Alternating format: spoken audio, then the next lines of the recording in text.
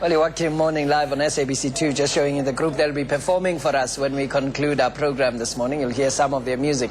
Now, the interesting story that began in 2001 when Mark Solms brought a wine farm in Franschhoek. I want to let him tell the story. Mark, good morning to you. Welcome to Morning Live. Thank you. So what actually happened when you bought the farm? What was your intention?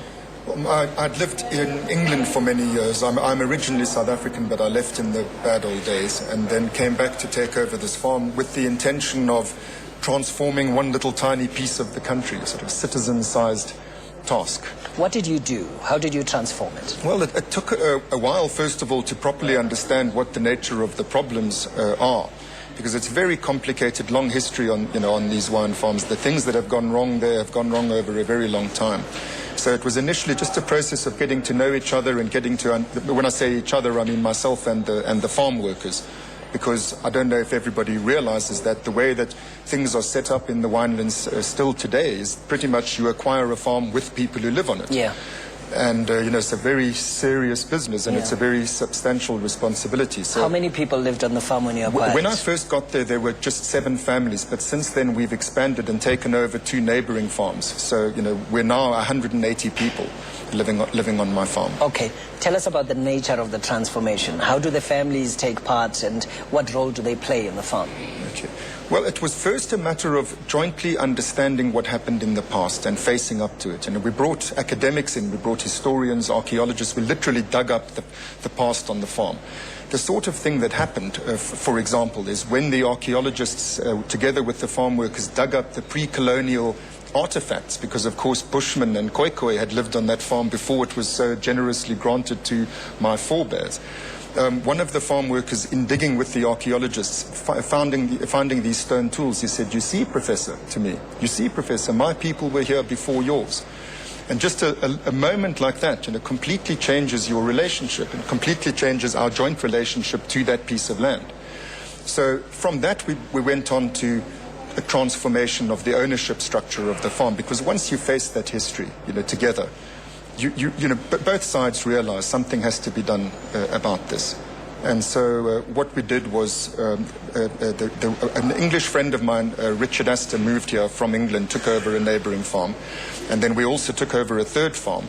And then the 3 of us became equal shareholders in this new expanded operation. So it's me, Richard Astor, and the farm workers each own one third of this now much bigger and much happier place. 186 families, did you say? No, it's 180 people. 180 people. How many families? 11 plus 7, 18 plus 2, so it's 20 families. 20 families. Yeah. Now, just in terms of the ownership, what does it mean? Produce the product, share in the profits. How does it actually work?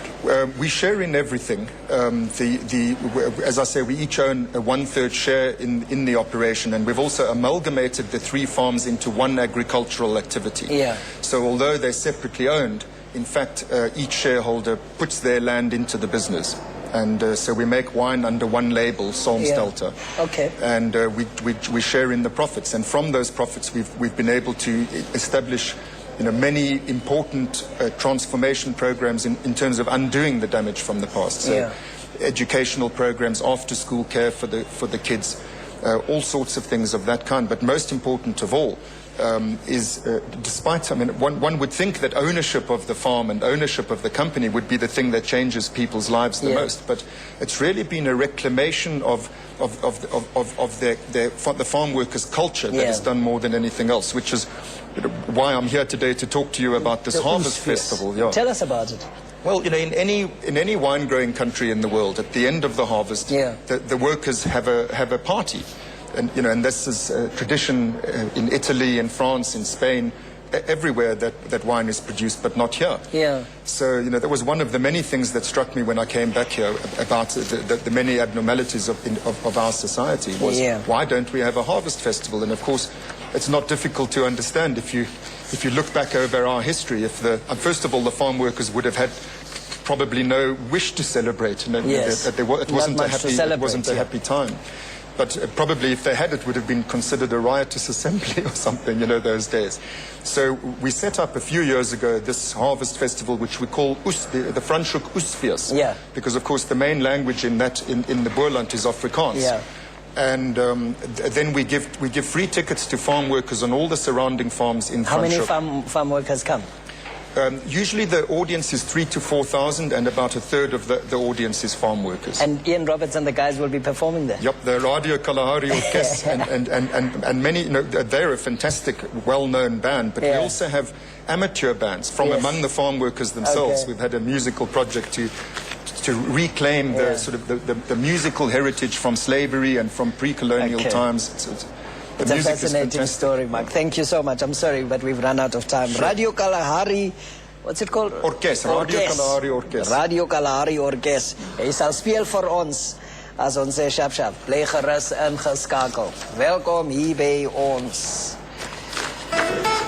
Cool. Thanks.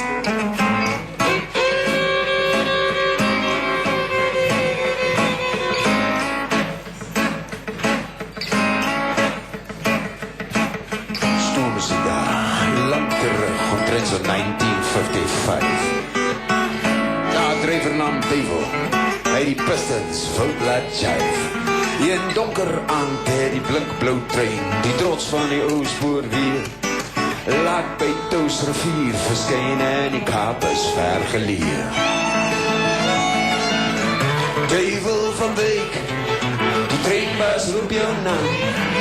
Hy weet jy dobbel in die kroeg, maar verspoed is jy nie saam. Jy is nie saam nie, teergelijk. Ciao.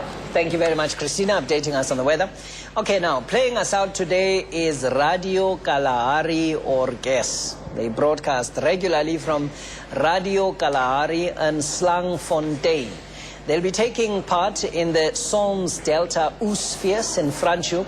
It's on the 26th of this month, and you heard from Professor Solms that they often get in the region of 4,000 people by the Oesfees. So if you're in the area there, you can go and enjoy the Oesfees itself, as well as some of the music from Radio Kalahari Orkes, as well as some of the groupings from the area there in the Western Cape. So the 26th of March is the date for the Oesfees, Daso and the Westkap. That's it from us. Have a great weekend. Good luck, Proteas. We'll see you again on Monday. Shap shap. Hey, ta-ta.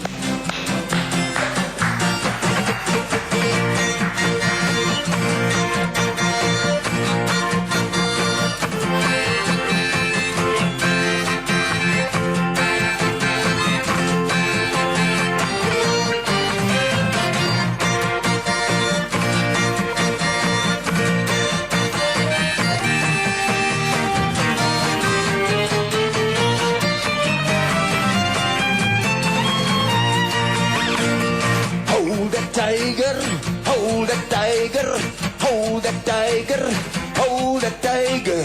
Kom nou nader en vergader, harte divies om uit. Ook die voeltjies by die stroompies, sang van liefies in die poem. Ek het jou lief en asseblief laat hom maar vrolijk samen sing.